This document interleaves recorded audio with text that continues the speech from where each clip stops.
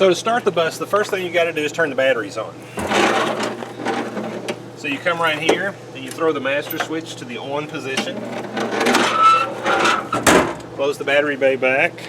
Then we go inside. Now once we're inside, we throw the master switch. And you'll start hearing the alarms go off. It's showing you that you don't have enough air pressure, you don't have oil pressure, and that your generator's not working. So you can silence that by that alarm disable right there. You still have your lights that show you that you're not, that you still have those alarms, but the sound will go away because you're not going to lose those alarms until your air pressure comes up. Next thing you do is just hit the button here to start it. I don't know if you can hear that starting up, but it just starts up instantly. Now, you're going to watch your air gauge right here, and we're waiting for it to come up. So we're going to go ahead and give it some... We're going to increase the RPM so we can get that up, because on a bus, until you get air pressure, you can't do anything. Okay, so now that we're at 90 pounds, you can see those lights went out, and I turned that off.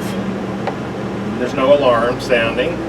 So once your air comes up to about 115, 120, then it's maxed out. That's as high as it's going to go. Now I don't know if you noticed, but once you air up the bus, see the tires? The bus raises up off of the axles. If you check that before, the wheels would be almost sitting on top of the coach, or the coach would be almost sitting on top of the wheels. Same thing back here, you see a nice thing there. That's where they've raised up on those airbags. So now to turn the bus off, there's this first switch up here, which I don't think I talked about earlier. It's the engine stop, and it's an emergency engine stop. And when if you, this is kind of a safety thing to keep you from flipping it. You pull that down and then you flip that. If you do that, it doesn't hurt anything, but what it does is it throws a metal plate across the air intake of the diesel engine and shuts it down. That's kind of a last resort in case you had a runaway diesel and it wouldn't stop running or something like that. You flip that and it just kills the air to it, and that'll kill it. In a normal condition, to stop the bus, you just take the master switch and you flip it off. Just like that. Now let's go around to the back and I'll show you how you start it from the back. Now in order to do that, you have to have the master switch on.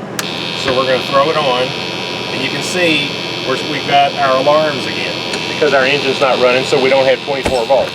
Okay, so if you're back here working on the engine and you don't want to have to go to the front to start it, there's a panel right here. Let me bring you in and show you. There's a panel right here, and this is engine. It's in the engine run position, so you have to have that in engine run, and then this says front start and rear start, so we're going to move it to rear start. Well, when we pull it down, it'll actually start. This is a service light. It'll turn this light on right here, and this is the emergency stop. If you hit that button, it's going to drop that plate across the intake. Okay, so, and you just reset that plate. It's actually, I don't know if you can see, it's so dark in here, but there's a lever right here that it'll flip up, and you just come back here and you flip that lever down and reset it. But anyway, okay, so here it is. So let's give it a start, and all you do to start is you just push this down. As you can see, it starts right up. Here's the exhaust, as clear as it can be. No smoke whatsoever. I've never seen this engine smoke. Most Detroit diesel engines, people say they'll burn they'll burn a gallon of oil for every 1,000 miles. I never have to add any oil to this engine. I'm not saying it doesn't drip a little every now and then, but it doesn't lose anywhere near what other people have.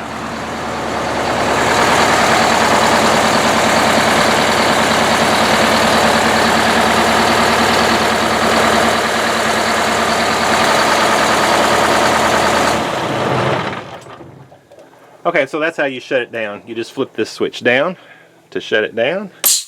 We'll put that back in the up position. Okay, so up above here, this runs your two fans, and your radiators are over here, one on that side and one on that side right there. So it runs this belt right here, runs a fan to keep your radiators cool. And once you shut the bus off, be sure to turn your master off so your batteries don't run down. And that's all there is to it. Okay, so that's how you start the engine in an MCI 8. Well, I hope you're finding this series interesting and you'll continue to watch all of the parts of it. And as usual, thank you for watching.